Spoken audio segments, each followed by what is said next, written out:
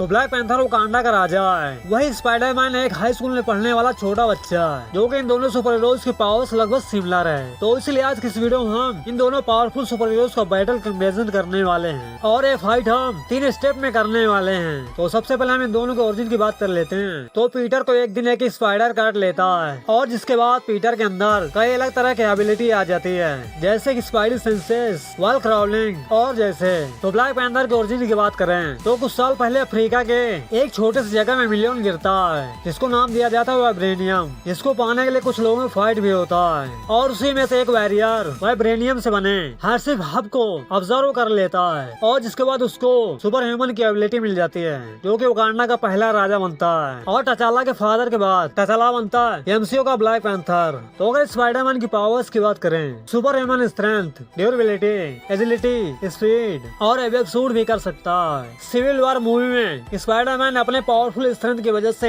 एक बड़े से कंटेनर के वेट को लिफ्ट कर लिया था। तो ब्लैक पैंथर की पावर्स की बात करें, strength, durability, speed, senses, reflexes और मार्शल आर्ट। इसका सूट वाइब्रेनियम से बना है। यह किसी भी पावरफुल एनर्जी को ऑब्जर्व कर सकता है और उसी एनर्जी से ब्लास्ट भी कर सकता है। तो चलिए हम इन दोनों फाइट को 3 स्टेप में करते हैं, जो कि सबसे पहले फाइट होगी विदाउट सूट के।